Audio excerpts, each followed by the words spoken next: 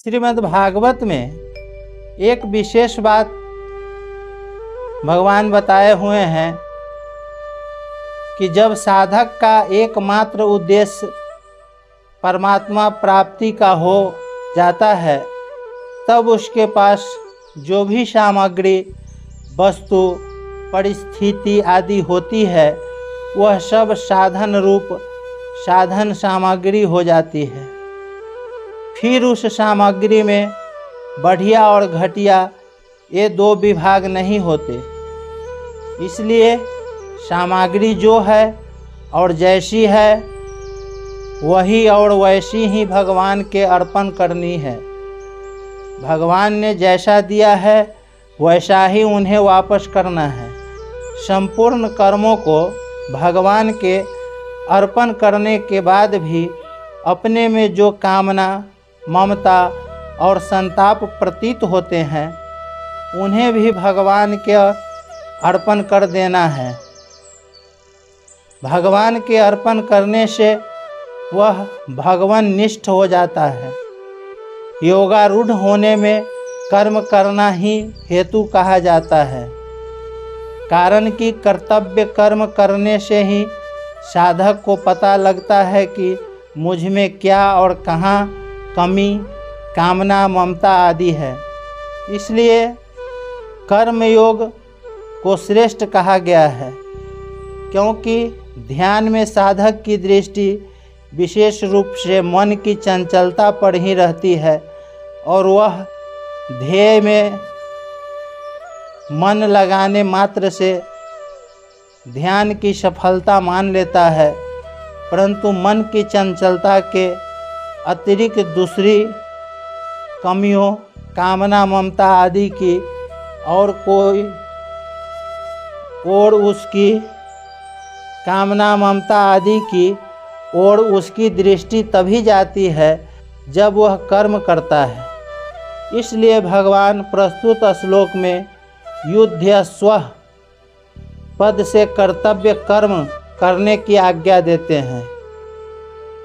जैसे दूसरे अध्याय के 48वें श्लोक में भगवान ने सिद्धि असिद्धि में सम होकर कर्तव्य कर्म करने की आज्ञा दी थी, ऐसे ही यहाँ निष्काम, निर्मम और निःसंताप होकर युद्ध अर्थात कर्तव्य कर्म करने की आज्ञा देते हैं। जब युद्ध जैसा घोर क्रूर कर्म भी समभाव से किया जाता है, तब ऐसा कौन सा दूसरा कर्म है जो समभाव से न किया जा सकता हो। समभाव तभी होता है जब शरीर में मैं नहीं, मेरा नहीं और मेरे लिए नहीं ऐसा भाव हो जाए, जो कि वास्तव में है। कर्तव्य कर्म का पालन तभी संभव है जब साधक का उद्देश्य संसार का न होकर एकमात्र परमात्मा का हो जाए। परमात्मा प्राप्ति के उद्देश्य से साधक ज्यों-ज्यों कर्तव्य परायण होता है, त्यों ही त्यों कामना, ममता, आसक्ति आदि दोष स्वतः मिटते चले जाते हैं और समता में अपनी स्वाभाविक स्थिति का अनुभव हो जाता है। समता में अपनी सिद्धि का पूर्ण अनुभव होते ही कर्तापन सर्वथा मिट जाता है और उद्देश्य के साथ एकता हो जाती है। यह नियम है कि अपने लिए कुछ भी पाने या करने की इच्छा न रहने पर अहम स्वतः नष्ट हो जाता है। अर्जुन श्रेय तो चाहते हैं, पर युद्ध रूप कर्तव्य कर्म से हटकर। इसलिए अर्जुन के द्वारा अपना श्रेय पूछने पर भगवान उन्हें युद्ध रूप कर्तव्य कर्म करने की आज्ञा देते हैं, क्योंकि भगवान के मतानुसार कर्तव्य कर्म करने से अर्थात कर्म योग से ही श्रेय की प्राप्ति होती है और ज्ञान योग एवं भक्ति योग से भी होती है। अब तक तो भगवान ने अर्जुन के प्रश्न, मुझे घोर कर्म में क्यों लगाते हो, कई तरह से उत्तर दिया।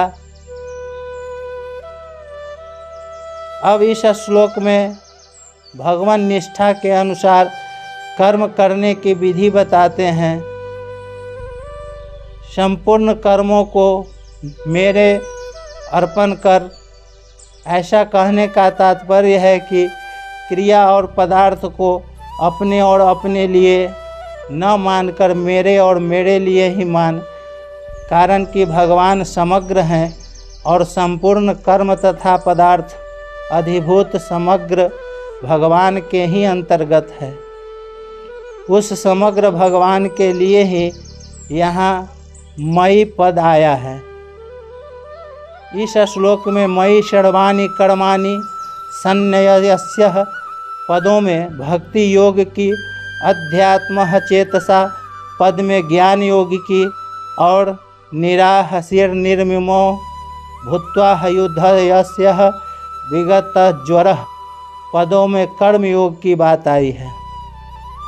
उदाहरण के लिए एक व्यक्ति किसी की सेवा समिति में मन लगाकर सेवा कार्य करता है, तब करता है, पर जब कोई उसका आदर करता है, उसे पुरस्कार देता है तो उसे उसमें रस आ सकता है, यह उसमें कमी हुई। ऐसी कमियों का पता कर्म करने पर ही लगता है।